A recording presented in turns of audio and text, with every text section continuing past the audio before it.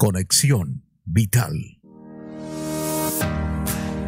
Usted está escuchando Conexión Vital, la primera radio hospitalaria del país.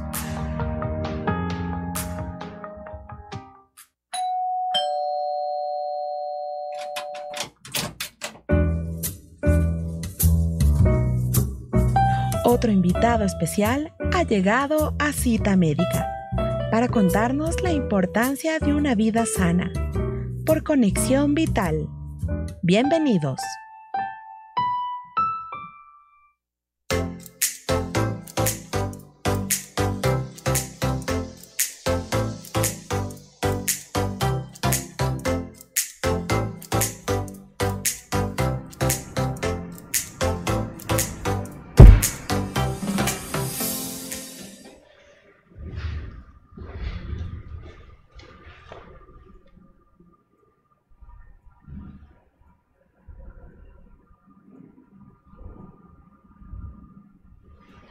Muy buenos días, bienvenidos a una nueva Cita Médica, su espacio de salud de Radio Conexión Vital del Hospital de Especialidades Eugenio Espejo. Como siempre, trayendo a ustedes temas de salud para su fácil comprensión. Como cada año, la unidad de endocrinología del Hospital de Especialidades Eugenio Espejo, liderada por el doctor Jorge Salazar, encabeza la organización de las jornadas de endocrinología. Fecha propicia y también cercana al 24 de septiembre, en el que a propósito conmemoramos el Día Mundial del Cáncer de Tiroides. Y es importante hablar sobre esta patología cuyo índice va en crecimiento, y esto quizá porque ahora contamos con tecnología avanzada y mejorada que ha ayudado, ha contribuido para la detección de esta enfermedad.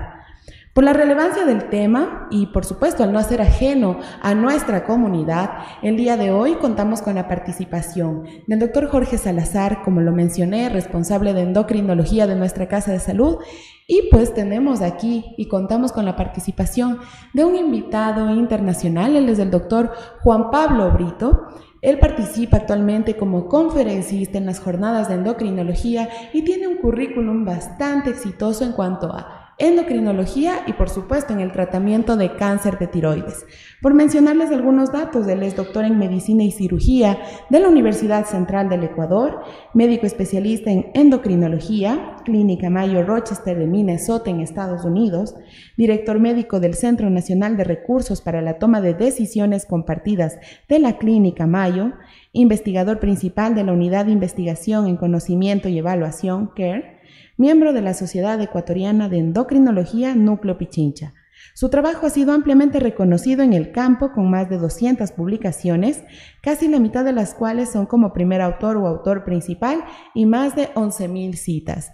Tenemos muchos más datos para brindarles sobre nuestro invitado especial y bueno, acompañado del doctor Salazar, que siempre contribuye con estos aportes significativos para nuestra comunidad. Les damos la más cordial bienvenida a este espacio de entrevistas de Cita Médica de Radio Conexión Vital. En una primera instancia, doctor Salazar, bienvenido y cuéntanos por favor, estamos actualmente llevando a cabo las jornadas de endocrinología, lo había mencionado ya, esta es la 10ª ocasión, son las 10º jornadas. Cuéntenos cuál es el propósito principal que tienen estas jornadas y cómo contribuir con la comunidad médica y también pues con nuestros pacientes.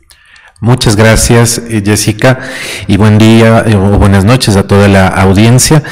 En efecto, estamos en esta semana realizando las jornadas de endocrinología en su 10ª edición y en este caso hablando puntualmente de enfermedades de la glándula tiroides.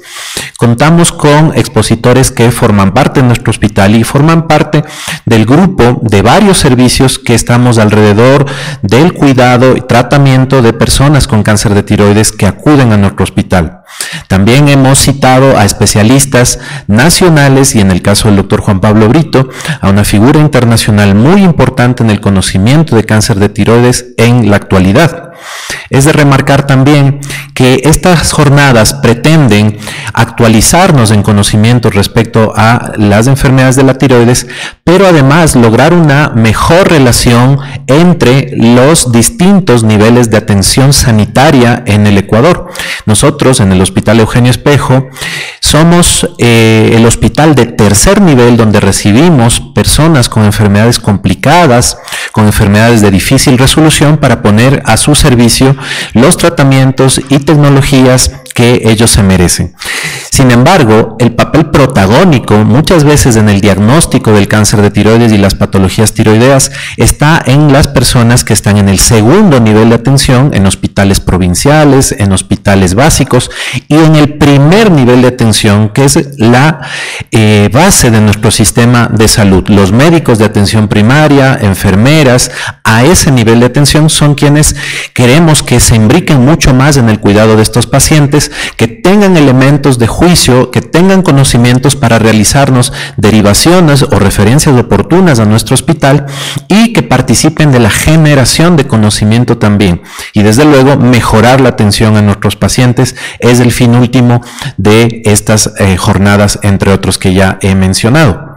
Doctor, enfatizando un poco más, ya lo ha dicho usted, necesitamos articular el trabajo que hay, nosotros como tercer nivel, con el primer y segundo nivel de atención, obviamente todo esto en miras de brindar un mejor servicio a nuestros pacientes y quizá con un diagnóstico oportuno que evite complicaciones futuras.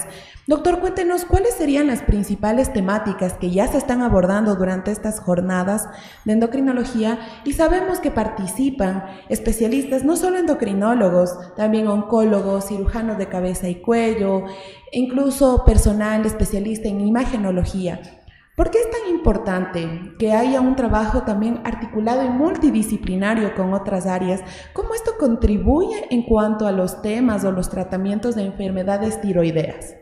Respecto a la primera pregunta, en las jornadas hemos tratado de orientar los tópicos que se discuten hacia las enfermedades que vemos más frecuentemente en el espectro de patología tiroidea que nos llega acá al hospital.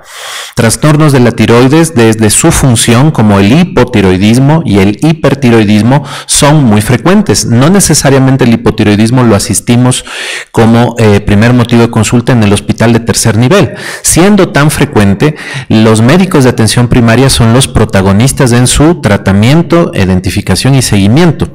Nosotros en el Hospital Eugenio Espejo, desde luego que tenemos una cartera de servicios que contempla tanto al hipo como al hipertiroidismo, pero además trastornos estructurales de la glándula tiroides, como el bocio, conocido popularmente como coto en nuestra población, también el cáncer de tiroides, que es muy frecuente en los pacientes que llegan derivados o referidos hasta nuestro hospital. De hecho, la patología en general de la tiroides es el 80% de enfermedades por la cual nos solicitan referencias al Hospital Eugenio Espejo. Y el diagnóstico de primera vez más frecuente en nuestro hospital, en consulta externa, es el cáncer de tiroides, de hecho. Esto es algo muy, muy importante. Implica posiblemente la relación con un problema de salud pública. Como tú ya mencionaste, la detección de cáncer de tiroides se dispara gracias al uso de ecografías de cuello y no necesariamente a su buen uso.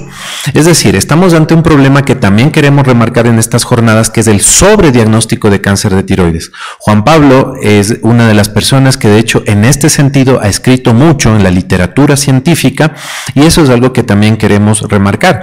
No necesariamente diagnosticar un cáncer de tiroides más pequeño ayuda a las personas a sufrir menos o al sistema sanitario a gastar menos. De hecho, esto no es tan fácil de entender, pero finalmente se termina gastando más y a veces haciendo daño al paciente cuando se identifican cáncer de tiroides pequeños, asintomáticos y que no estaban destinados a hacerle daño al paciente. Y finalmente, pues sí, se requiere para dar una atención a patología grave, a patología muy severa que nos llega al hospital, del concurso de otros especialistas, no solo los clínicos endocrinólogos, sino también oncólogos, también intervencionistas por imagen, ecografistas, imagenólogos, biólogos moleculares que en nuestro hospital participan ofreciendo este recurso diagnóstico diagnóstico de avanzada tecnología, y también cirujanos, que tenemos especialistas en este sentido. Muchos de ellos han operado pacientes que en otras casas de salud, por no tener los recursos, se han considerado desahuciados de su patología tiroidea, en particular cáncer. Y aquí en nuestro hospital, nuestros cirujanos oncólogos, de cirujano de cabeza y cuello, le han dado respuesta. Hay pacientes que llegaron en muy malas condiciones, siguen viviendo con calidad de vida y con una sobrevida prolongada, gracias a la intervención en el tercer nivel. Entonces, remarco que hacemos énfasis en el conocimiento de qué hacemos en el Hospital Eugenio Espejo para nuestros pacientes, y también de cómo son protagónicos los esfuerzos desde el primer nivel de atención para estas patologías tiroideas, pero en realidad para la salud pública en general. Y doctor, bien lo ha dicho usted y ha mencionado algunas de estas patologías que obviamente son importantes en el mismo nivel de atención, digámoslo así. Y una de ellas, quizá la más importante, o la que nos ha convocado el día de hoy a esta entrevista, que es el cáncer de tiroides. Ya lo ha dicho usted, a veces también hay errores, equivocaciones en cuanto a las determinaciones de esta patología, y por eso es importante que nuestra población comprenda en qué consiste. Y bueno, en este caso, por hablar de este tema, quisiéramos contar ahora con la participación de usted, doctor Juan Pablo. Es un gusto tenerle aquí y poder tener sus contribuciones en cuanto a este conocimiento. A nuestra población le interesa conocer en qué consiste el cáncer de tiroides, qué es lo que se ve afectado con ello, y quizás podremos hablar de cifras, no sé, a nivel latinoamericano, mucho más si tenemos cifras de nuestro país, del Ecuador. ¿Cómo va la situación del cáncer de tiroides aquí? Jessica, primero gracias por la invitación, y gracias a mi colega Jorge Salazar por la invitación a estas jornadas endocrinológicas del Eugenio Espejo. Es muy grato para mí regresar al país y regresar a mi casa de salud donde hice mi entrenamiento. El cáncer de tiroides, para comenzar, creo que tenemos que explicar primero dónde está la tiroides y qué hace la tiroides. La tiroides es esta glándula que se encuentra en la base del cuello. Es una glándula pequeña que no ocupa más de 2 o 3 dedos de nuestra mano. Si topamos la base del cuello y hablamos, vamos a sentir que algo se sube y baja. Esa es la glándula tiroidea. La glándula tiroidea tiene una función muy importante porque produce hormonas que controlan nuestro metabolismo, es decir, la frecuencia cardíaca, la fuerza muscular, cómo nos concentramos, el crecimiento del pelo, el crecimiento de la uña, al punto donde no podemos vivir si no es una glándula tiroidea. El momento que deja de funcionar, afortunadamente tenemos tratamiento que compensa la glándula tiroidea, pero es esencial para la vida. Dentro de esta glándula tiroidea que se encuentra en la base del cuello hay unas células que se encargan de producir estas hormonas. Muchas veces, por razones que todavía no se entiende completamente, estas células comienzan a funcionar de una forma desarreglada, es decir, comienzan a adquirir mutaciones o cambios en su material genético que hacen que las células se multipliquen de más que las células normales. Muchas veces esta multiplicación de las células se encapsula en un crecimiento limitado, ¿sí? Que no crece más allá de la glándula tiroidea, no crece más allá de una cápsula, y esto es lo que usualmente es un nódulo tiroideo. Es decir, estos cambios que ocurren en las células a veces son simplemente benignos y se limitan, no invaden, no viajan. La mayoría de personas tienen nódulos tiroideos, y esto es bien interesante entender. Nódulos tiroideos parecen ser un procedimiento, parece ser algo que ocurre con la edad de los pacientes, ¿no es cierto? Si pensamos en una edad de 70 años, básicamente 70% de los pacientes tendrán por lo menos un nódulo tiroideo. La gran mayoría de estos nódulos tiroideos no serán cánceres. Si entendemos más o menos de cada 10 nódulos tiroideos, tal vez uno de cada 20 serán cánceres. Y con cáncer me explico que es este nódulo que ahora no está encapsulado, sino que las células pueden tener la capacidad de invadir y puede tener la capacidad de viajar a otros tejidos. Es lo que diferencia un nódulo benigno de un cáncer de tiroides. Perdón que le interrumpa, no, está bien. Doctor. Bueno, en la parte introductoria, y me queda esta duda, el doctor Salazar nos había mencionado que a veces no se presenta ningún síntoma en los pacientes, y usted también ya lo ha remarcado, puede tratarse de una situación benigna. Sin embargo, nuestra población, al escuchar cáncer de tiroides, tiende a asociarlo con mortalidad. Entonces, más bien va por ese lado, un poco de explicar también a nuestra comunidad para que ellos puedan estar atentos y no confundan esta situación.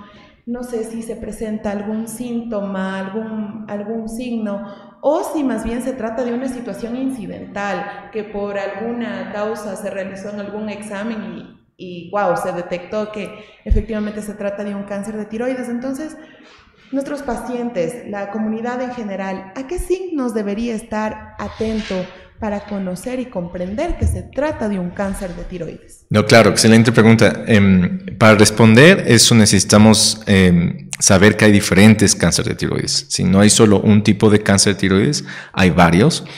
El más común se llama papilar, el que sigue es folicular y el más agresivo es anaplástico. Y lo digo de esta manera porque la presentación es diferente. El cáncer anaplástico de tiroides es un cáncer letal y va con la idea de que si uno tiene cáncer anaplástico de tiroides, es muy probable que alguien lastimosamente fallezca en el transcurso de 1 o 2 años después del diagnóstico. Pero afortunadamente eso ocurre 1 de cada 100, 200 mil pacientes, extremadamente raro. El cáncer mucho más común es el cáncer papilar. Y aquí beneficiosamente el cáncer papilar es el que tiene un pronóstico excelente. Lo que se estima cuando un paciente ha sido diagnosticado o tratado por cáncer papilar es que es muy poco probable que el paciente muera de cáncer papilar. Es decir, el cáncer papilar se hace más que nada una enfermedad crónica manejable por médicos especialistas. Ahora, estos cánceres papilares que resultan más o menos 90% de todos los cánceres de tiroides, usualmente quedan en tamaño bien pequeño. La mayoría es de 1, menos de 1 centímetro, un poquito más. Y esto significa que la mayoría de gente no lo va a sentir. Van a existir en muchas glándulas de tiroides, en mucha gente, sin necesidad de presentar ningún síntoma ni signo. Y es aquí muy importante recalcar lo que el doctor Salazar estaba diciendo, que aunque sea un cáncer que aparentemente es común, no necesariamente queremos encontrarlo. Porque lo que se ha observado es que mucha gente tiene este cáncer papilar pequeño y usualmente no le va a pasar absolutamente nada. Es decir, va a llegar a sus años 70, 80, 90, lo que estaba destinado a vivir, y el paciente va a tener todavía un nódulo pequeño ahí papilar que nunca creció. Rara vez estos cánceres sí crecen, y cuando crecen obviamente forman un nódulo palpable en la base del cuello.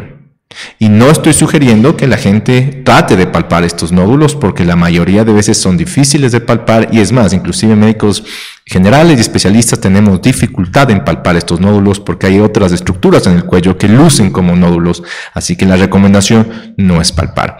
La recomendación que se realiza en forma general es que si alguien tiene síntomas que son atribuibles a una masa grande del cuello, que tienen que ser, por ejemplo, distensión del cuello, típica escenario, un señor que se afeita y de pronto está viendo que hay un bulto grande en el cuello que antes no existía.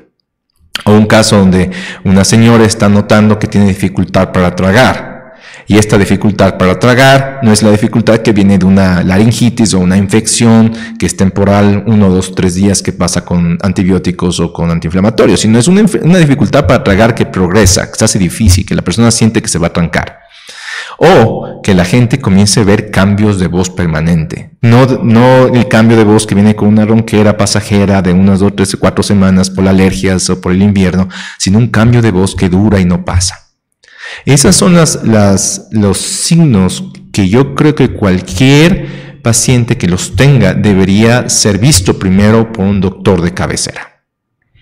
Y ahora bien, doctor, bueno, ustedes, como lo dice, pueden presentarse estas situaciones o no, depende de qué tipología corresponda a este tipo de cáncer. ¿A qué exámenes diagnósticos ustedes recurren para comprobar que efectivamente se trata de un cáncer de tiroides y pues de allí iniciar con todo lo que corresponde al tratamiento de este paciente? Sí, una vez, por ejemplo, digamos que la persona tiene estos signos que estábamos refiriendo, el doctor de cabecera realizará un examen físico para determinar si en verdad tiene algo palpable en la glándula tiroidea y después de forma justificada, ordenará un ultrasonido de tiroides. Ultrasonido es esta imagen, es este equipo que usa mucha gente en el hospital, donde ponen simplemente un aparato en el cuello, no es invasivo, no es una resonancia magnética, ni nada de esas técnicas muy sofisticadas, sino es algo que muchos doctores y hospitales tienen en cabecera y pueden ver lo que está pasando dentro de la glándula tiroidea. El ultrasonido es el diagnóstico o el procedimiento de excelencia para diagnosticar si en verdad estamos hablando de un nódulo tiroideo y de un cáncer de tiroides. Una vez que se vea el nódulo sospechoso, se lo hace una aguja fina, una punción de aguja fina, y lo que se hace con la aguja fina es tratar de sacar células de ese tumor afuera del cuello, para que un patólogo, un citólogo la analice y pueda diferenciar, ahora si viendo lo que está dentro del nódulo, si este nódulo es cáncer o no es cáncer. Ahora bien, bueno, y doctor Brito, si me permite un momento para poder dialogar con el doctor Salazar.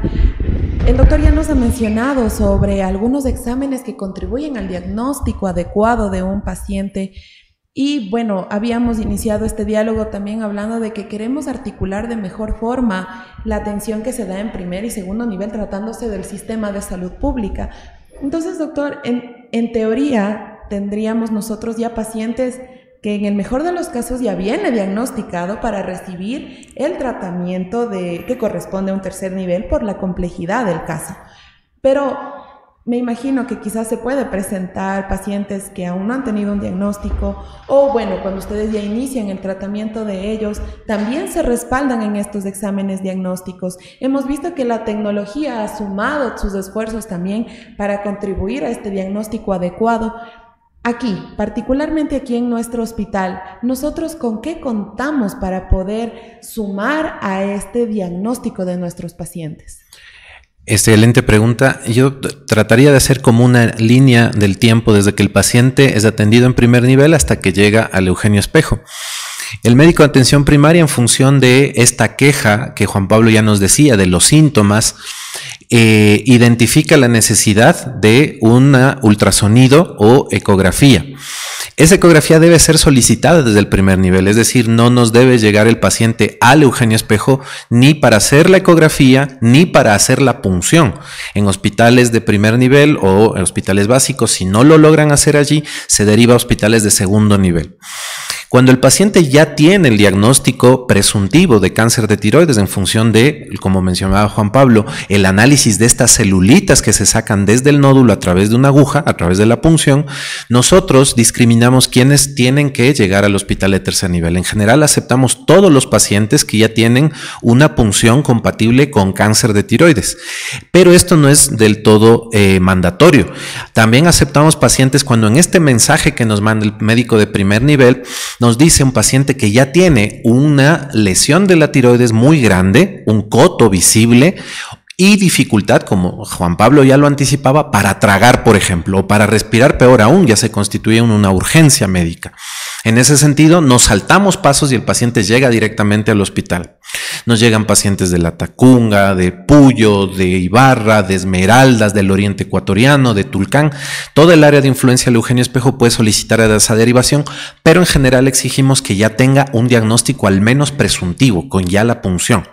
El paciente entonces llega al hospital Eugenio Espejo y podemos en ocasiones repetir la ecografía para que nos dé más información sobre los ganglios del cuello, porque eso nos lo va a pedir el cirujano muchas veces. Se analizan las cuerdas vocales del paciente, eso también lo hace aquí en otro servicio de otorrinolaringología, y cuando el bocio o el tumor en la tiroides es muy grande, completamos también con una tomografía en muchos casos, que es un examen más avanzado. En el hospital vamos a ya disponemos de la primera parte de diagnóstico molecular para algunos de estos cánceres y saber cómo se comportan, saber si estamos ante un cáncer que va a requerir ciertos tipos de tratamientos especiales o quimioterapias, lo cual es muy, muy infrecuente en cáncer de tiroides, pero si fuera necesario en casos muy graves, contamos con 2 medicamentos que a nivel internacional las guías ya nos dicen que son los que tenemos que utilizar para quimioterapia de cáncer de tiroides. Los voy a mencionar, son sorafenib y lenvatinib, que no los disponíamos hasta hace unos 3 a 5 años, ahora ya los tenemos. Y finalmente, En nuestro hospital, a partir del mes de octubre y noviembre, vamos a contar con un diagnóstico muy avanzado para analizar los genes, es decir, la parte más interna de una célula de cáncer y saber cómo podría comportarse y con qué tratamientos nos podría ir mejor. Esto va a ser único a nivel de la salud pública en el Ecuador, como ya lo veníamos haciendo con técnicas un poco más básicas de biología molecular, pero ahora vamos a disponer de lo que se llama secuenciación masiva en el hospital. Gracias al esfuerzo de las autoridades y del sector de biología molecular que protagoniza la doctora Jaramillo junto a la doctora Galvez, se va a disponer de esto tanto para áreas de oncología, de endocrinología, como para áreas de enfermedades infecciosas, por ejemplo. Así que se están dando pasos hacia adelante también en la tecnología que nuestros pacientes necesitan en caso de enfermedades ya muy graves. Ahora bien, doctor, y bueno, expreso una inquietud que sería compartida. Ya hemos hablado del diagnóstico, incluso un tanto sobre el tratamiento y qué mejor sobre cómo la tecnología sigue sumando sus esfuerzos para que se pueda brindar un mejor tratamiento a nuestros pacientes. La pregunta sería, ¿cómo se aborda el tratamiento? O sea, ya el tratamiento de un paciente. Entiendo que esto también depende del tipo de cáncer del cual tenga este paciente y ese análisis es importante para poder saber cómo abordarlo. Pero entonces, ¿qué tratamientos tenemos para abordar a los pacientes? Sí, el abordaje es multidisciplinario. Desde el momento del diagnóstico confiamos en nuestros radiólogos que nos den un ultrasonido con las imágenes, la dimensión, la localización de estos tumores. Después el patólogo, el citopatólogo identificando las células. Después el endocrinólogo funciona como el doctor de cabecera en el manejo de cáncer tiroides, es decir, el doctor que maneja la decisión compartida con el paciente y también tiene el deber de coordinar el cuidado. Obviamente el rol del endocrinólogo varía en cada país. Hay países en los cuales este rol lo toma un cirujano, lo toma radiólogos, por ejemplo. Pero en Ecuador y, por ejemplo, en Estados Unidos es usualmente el endocrinólogo quien debería coordinar todas estas actividades. Después, obviamente, tenemos a los cirujanos y los cirujanos que son especialistas de cabeza y cuello. Y a veces, como Jorge lo mencionaba, un abordaje oncológico en el cual el endocrinólogo también toma parte, pero a veces cuando el tumor es muy avanzado se los traen a nuestros colegas de oncología para ayudarnos a manejar a estos pacientes. En cuanto al típico manejo de paciente con el cáncer más común, que es papilar, el manejo tradicional ha sido cirugía. Y con cirugía hablo de dos tipos de cirugía: la cirugía en la cual se remueve toda la tiroides y la cirugía en la cual se remueve el lado en el cual está el nódulo o el cáncer de tiroides. Eso se llama lobectomía y la cirugía total se llama tiroidectomía. Ese es el tratamiento tradicional de manejo de cáncer de tiroides, pero en las últimas décadas ha habido un cambio de este manejo que se hace un poco más conservador. Y se hace conservador porque se observa que la mayoría de estos pacientes obviamente les va muy bien, que el pronóstico es bastante bueno. Entonces, para cánceres pequeños de tiroides se puede inclusive vigilarlos. Vigilarlos significa no hacer cirugía, simplemente monitorizarlos cada 6 o cada 12 meses con el uso de ultrasonido para ver si hay algún cambio en el crecimiento del cáncer papilar. Esto sí requiere experiencia en lo que se está observando y cómo se mide desde parte del radiólogo y la parte de endocrinólogo. Además de la vigilancia activa, que se llama esto, y la cirugía, hay nuevos manejos de imagen invasiva que son ablación, es decir, el uso de agujas que se puede poner a través del cuello, parecidas a las agujas que se usan para la biopsia, pero en vez de extraer células, lo que hacen esas agujas especializadas se calientan en la punta de la aguja y queman el nódulo o el cáncer de tiroides. Al quemar estos nódulos pequeños, la mayoría de estos cánceres pueden desaparecer o pueden por lo menos disminuir de tamaño si están causando síntomas. Entonces, no solo es cirugía lo que se hace en el manejo, también se puede hacer vigilancia activa y también se puede hacer en algunos casos ablación. Cada decisión, es decir, cada toma de decisiones compartida con el paciente requiere la experiencia de doctores endocrinólogos especializados en esta área porque No es una receta que digamos que todos los pacientes vayan a cirugía, que todos los pacientes vayan a vigilancia activa, sino que la decisión requiere mucho aspecto técnico y a la vez escuchar lo que el paciente quiere y lo que el paciente valora. Ahora bien, dependiendo cuál sería el tratamiento o si se requiere un procedimiento para el paciente, dado el caso, posterior a ello, ¿podríamos decir que el cáncer desaparece de la persona? ¿O se trata de una situación que más bien ya está controlada y que el paciente puede vivir? Tal vez se ofrecen cambios en el estilo de vida o podrían presentarse complicaciones futuras. Sí, muy buena pregunta.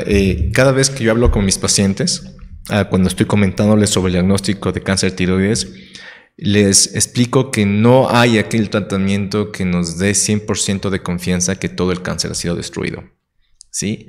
Y lo digo de esa manera porque les ayuda a los pacientes tener la idea de que se va a vivir con cáncer, pero que sí se puede vivir con cáncer.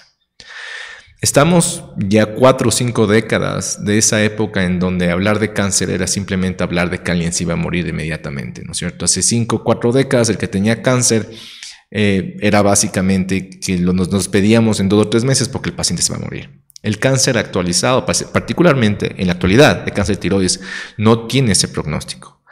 Pero tampoco tenemos la habilidad ni la tecnología de poder destruir todas las células cancerígenas y creo que tampoco debemos hacerlo, ¿sí? Lo que tenemos que tener pendiente es que tenemos que tratar y manejar cualquier cáncer de tiroides que es agresivo o cualquier cáncer que está creciendo rápido o el cáncer que está ocasionando problemas. Para pacientes, por ejemplo, que tienen un poco de cáncer que requiere inmediatamente cirugía, que no puede ser candidato a vigilancia activa ni a radiofrecuencia, se los clasifica en riesgos, se los clasifica en cánceres de alto riesgo, de bajo riesgo, de riesgo intermedio, y dependiendo de ese riesgo puede tener más tratamientos como el uso de yodo radioactivo. Dependiendo de estos riesgos, también se le dice al paciente, debido al tratamiento, después de hacer cirugía, a veces yodo radioactivo, la probabilidad de cáncer puede ser de que vuelva a su cuello 50% en los cánceres que son agresivos, 30% en los que son intermedios y menos de 5%, por ejemplo, los que son de bajo riesgo. Entonces sí se puede saber suficiente como para comunicar el riesgo de que este cáncer vuelva cuando ha sido tratado de una forma un poco más agresiva que requiere cirugía. Ahora bien, doctor, bueno, escuchando sus intervenciones, se habla mucho de la participación multidisciplinaria, ¿no? Esto más o menos de acuerdo a la tipología a la que corresponde, pero hay una parte primordial que es del paciente. Usted mencionaba que si bien el endocrinólogo sería quien coordina este trabajo multidisciplinario, es importante también la participación que tenga el paciente. Esto en cuanto a que tenga pleno conocimiento de cuál es su situación, de qué es lo que se va a realizar por parte del especialista y según el tratamiento que se decida. Doctor, en lo particular, ¿por qué es tan importante la participación activa y la comprensión del paciente? No, claro, es una pregunta muy importante porque tradicionalmente lo que pasaba es que había un paternalismo en la forma que el doctor diga al paciente lo que debe hacer, de acuerdo a la experiencia que tenga el doctor, de acuerdo a los aspectos biológicos del paciente. Sí, pero esto ha cambiado drásticamente en los últimos 20 años porque se entiende que sin paciente no hay cuidado. Sin entender al paciente no podemos los doctores dictar simplemente arbitrariamente que este paciente se beneficia de esta opción A, B o C, sin saber qué el paciente valora o cómo el tratamiento A, B, C impactaría en su contexto. Imagínese esta analogía de que usted va al arquitecto para hacer una casa y el arquitecto le dice, esta es la casa que hago. Punto. Sin entender lo que usted prefiere, lo que usted valora. Yo quiero una casa con un jardín, tengo un hijo, quiero patio, quiero de estos baños. Usted no aceptaría que un arquitecto vaya y le diga qué hacer sin tener su opinión. Esa es una analogía cruda, pero esa es la forma como se debe tomar decisiones con el paciente, es decir, compartidas. Hay 2 expertos en la mesa. Uno, el experto en lo que es la biología, lo que es los tratamientos, pero el otro es el experto en lo que es vivir con eso, en lo que es tener síntomas, en lo que cómo me va a afectar el tratamiento para mí. Entonces, no olvidarnos de que hay 2 expertos en la mesa y cada experto tiene mucho que contribuir a la decisión.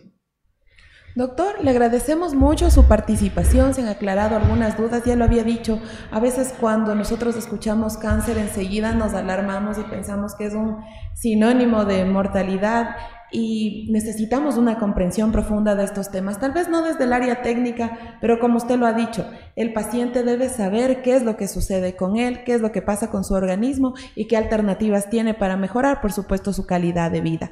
Les agradecemos mucho, doctor Brito, gracias por aceptar esta importante invitación y doctor Salazar, siempre es un gusto contar con usted, con todas sus contribuciones en este espacio de salud que es Cita Médica de Radio Conexión Vital, precisamente para nosotros poder esclarecer las inquietudes que tiene nuestra comunidad en materia de salud. Muchísimas gracias a ustedes. Muchas gracias por la invitación. Y bueno, de esta manera, gracias, Jess. Nosotros llegamos a la parte final de este espacio en Cita Médica. Nos acompañaron el día de hoy el doctor Juan Pablo Brito y el doctor Jorge Salazar. Y me despido. Jessica Pazmiño les acompañó en la conducción hasta una nueva Cita Médica. Una excelente jornada para todos. Chévere, muchas gracias.